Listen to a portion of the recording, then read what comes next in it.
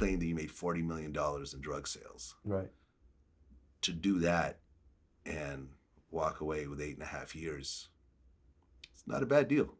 No, and I think the number was very conservative, so I agree. Oh, you think it was more than 40 million? Do the math on what I told you was happening early on. What do you think the number was? I don't know. You know, the more money you make, the more dumb shit you find to do with it. You know what I'm saying? You just, like you said, you can only spend it so many different ways. Like, so. What was the most ridiculous thing that you bought?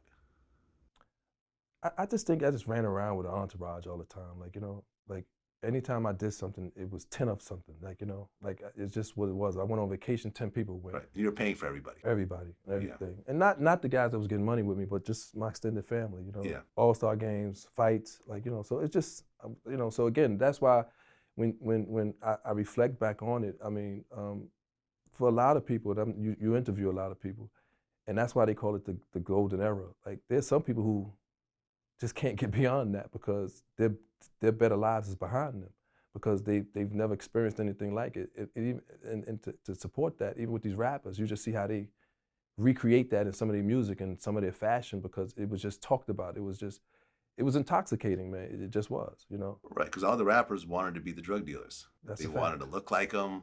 They wanted to dress like them. Especially during that time, because we was young guys. See, the guys that I came up looking at was older guys but we were young, you know? Yeah. Well, Kevin, you had a hell of a life. Yeah, well. And you have still a long life ahead of you. Absolutely. It seems like you're fully aware of everything that happened. It seems like you took responsibility. Absolutely did. For everything that happened. And, you know, even down to your mother, as horrific and tragic as that situation is, you have to put some of that blame on the lifestyle. I put it all on that you were in. You know, and that's a hard pill to swallow. I'm living with it. Yeah. Presently. You know, you could say, yes, it was these other guys and no, it's whatever, but it's like, had you been just a regular guy working at UPS, your mother would be still working at the bank. And that's a fact. Yeah. That's a fact. And that's tough. It absolutely is. Yeah. I haven't got over it, you know, yeah. and I doubt if I ever will. Your father's still alive? Yes. How did your father accept that part? You know, I'm sure it's a burden on, that's not my fault, my brother as well, you know. Yeah. You know, although, like, you know, if that's the one thing that I just can't make heads or tails of. You know, the rest of it I can live with, it's part of what happens. But that's just the one thing that, you know, I just can't make sense of. Yeah.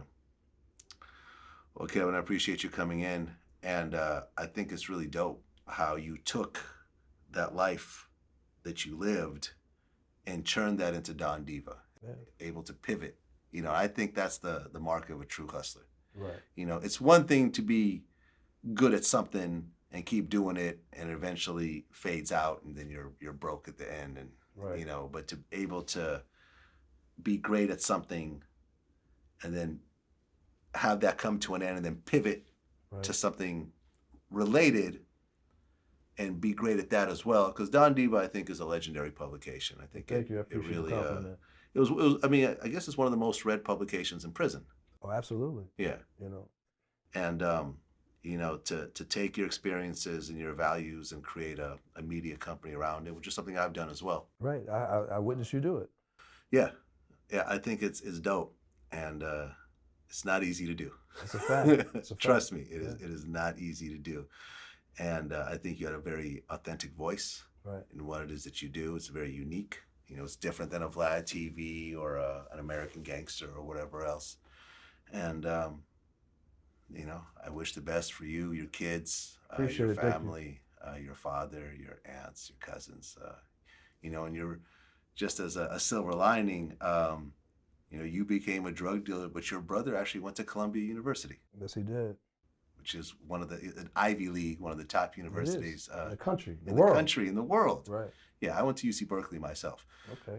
And having a degree like that, I'm very proud of my brother. Will help him his entire life. It absolutely does, and will. Exactly. What does he do for a living?